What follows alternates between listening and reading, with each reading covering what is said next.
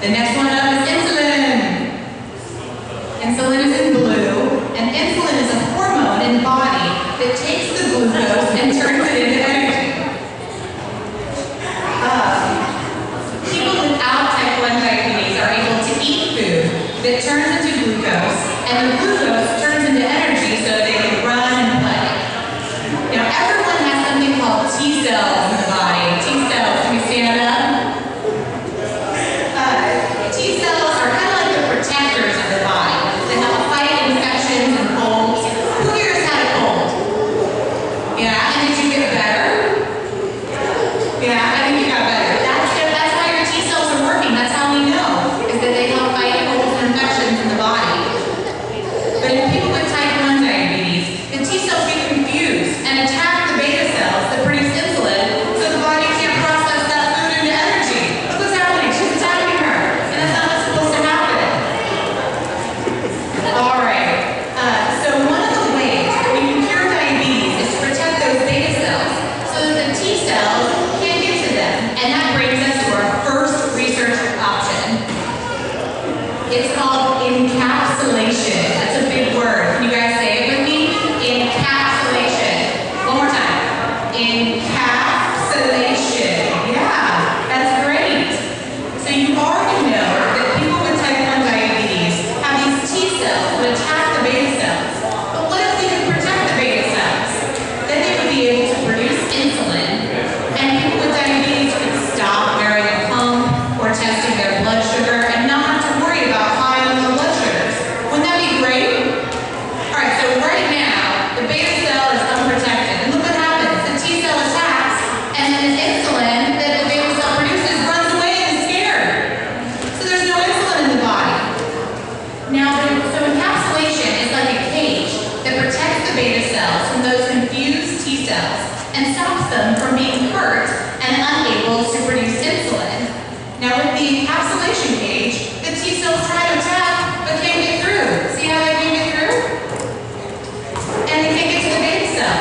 So now the beta cells can produce insulin, which is like the blue balls coming out, and the glucose can come in, which is like the orange balls going in. And the T cells still can't get through, so they're all protected. Isn't that cool? So this is a very exciting research field. JDRF scientists are currently working on this treatment, but it isn't ready just yet. This cage will actually be like a very small, thin device that'll go underneath your skin and last for up to 2 years. It would mean that people with type 1 would stop testing, stop giving themselves insulin, because their bodies will produce it naturally. Isn't that awesome? Now remember, if you have any questions, save them until later and we'll have a time to take them. So another area of research that we want to chat about today is smart insulin. As we mentioned before, people with type 1 diabetes have to use insulin, and they either use it by getting a pump or by giving themselves shots. And who here has a pump? Yeah, and who gives themselves shots? All right. So what if the insulin was smart enough to turn on or to turn off if you were high or low? What if we could make insulin so smart that it would speed up or slow down based on blood sugar? Wouldn't that be great? Look how smart it is. Now, look how smart insulin can be without a single prick. Single finger prick. This smart insulin can be taken once a day or once a week and make it so that you don't have to test as much and you wouldn't have to worry about adjusting your insulin. Thank you, insulin. Very smart insulin. All right, who wants to learn about our final research update, artificial pancreas technology? Who here is wearing a pump again? Let me see your hands in the air. And what about a CGM? Is anybody wearing a CGM? All right, so CGM is a continuous glucose monitor. For those of you who don't have one, a CGM measures blood glucose. It's like continuously sticking your finger all the time, but instead you wear it on your body and it reads your blood sugar all day and night. Okay, so you guys know that this pump gives you insulin throughout the day, and then you have to adjust your insulin, and your meter tells you if you are high or low, right? What if you didn't have to tell your pump to start or stop more insulin?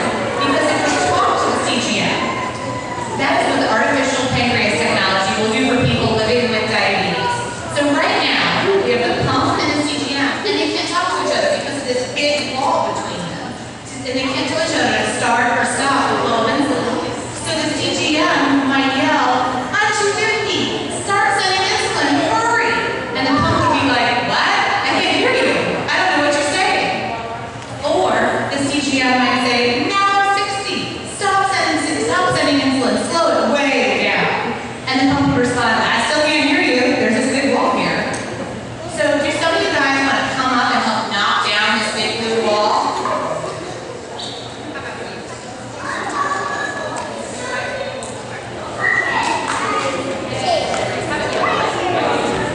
Alright, come on up. We'll do a countdown. Ready? 3, 2, 1. Knock down the wall. That was fast. Great job. Knocking down the wall. Alright, so the artificial pancreas technology helps to connect the pump and CGM, and it will help regulate the blood sugar. This allows them to talk to each other, this guy in the middle. And now they can hear each other. The CGM might yell, I'm 200, start sending insulin, please. And the pump would be like, I hear you, I got it. And then the CGM might say, I'm at 70, can you slow things down a bit? And the pump would yell, happy to, taking a break.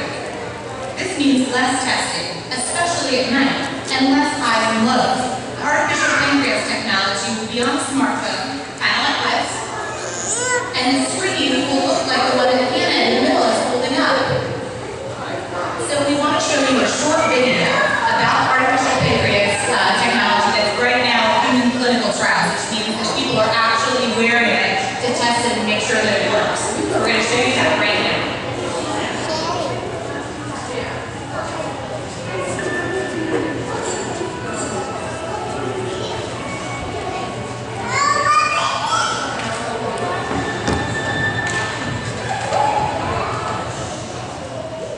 It's a pleasure to take a few minutes to update everyone on what it was like to live for 3 days on the artificial pancreas. For 3 days last week, I got to live my normal life while an artificial pancreas system helped me manage my work because I got to go out for dinner, come out for lunch. In fact, because this was a test of the system, I was required to eat at restaurants. I've done a lot of human clinical trials, and this is the first one where they said, you have to go out and eat. Trust me, I was more than happy to follow instructions. So what does an artificial pancreas look like? It looks like a smartphone. You can see that I've got 2 V lines. This is wirelessly connected to my continuous glucose sensor and to my insulin pump. And it's starting to automate the delivery of insulin and keep me in great control. It's a very user-friendly interface. 2 stoplights, 1 low, 1 high. Right now, 2 green lights, which means I'm good to go. I'm not going to go high, I'm not going to go low. Very simple, it's very straightforward to use. It's on 24 hours a day, watching me even while I sleep, and giving me fantastic control. It's a control-to-range system, and we've talked about this in the past. So I'm still involved in making big decisions about my insulin, but it's making all of those little decisions, like all the little stuff throughout the day, so that I don't have to. I can't tell you how incredibly exciting this is and how much fun it is to be able to walk around with a smartphone and know it's doing all this stuff for me. I told everyone I would eat a hot lunch Sunday while I was on the artificial pancreas, and I did. How did the system do? It worked perfectly. I ate it Sunday, I loved it, and I did not go high. To me, what's just as exciting about this piece of technology in the artificial pancreas is the story of how we got where we are right now. Since 2006, we've been raising money for the artificial pancreas, we've lobbied Congress and the FDA to push forward better regulatory environment for the artificial pancreas, we've funded researchers globally, a whole consortium of researchers. We've partnered with industry, and then we've raised more money for the artificial pancreas. The great case of the story is we've done all that work since 2006, and here I am today living on an artificial pancreas system. We said we were going to do it, and we've done it. I truly wish I could hand this out and that every person out there would play this and touch the buttons and see what an amazing system is. I think there's an important lesson to take from all this. I think it's important to remember that in 2006, when the closure service could not be done. But JDRF said, this can be done. JDRF set out to do it, and now we're doing it. Just as we were doing this with the artificial pancreas, JDRF is going to deliver a whole slew of advances that will change the lives of those living with type 1 diabetes. In the coming years, type 1 diabetes is going to become a memory because all the work we do to make this disease less of a burden until it finally goes away. I want everyone to know that we should never doubt that we're changing the world, because we are. T1D doesn't wait, and neither will we. JDRF is leading the way. Join us in changing the world.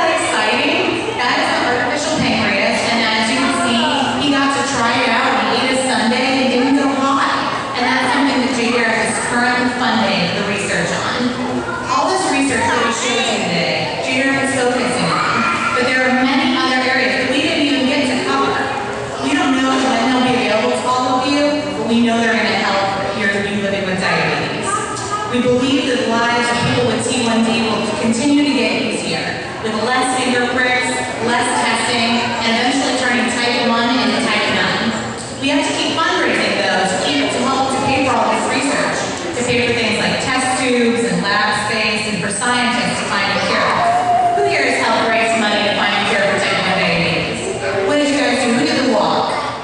What's your team name? You doing your school? What's your team name? What is it? Ooh, Madison's Mighty Mission. What about you? Did you have a team? What's yours? Team Harper. Team Harper. Team Harper. So we have lots of great walkers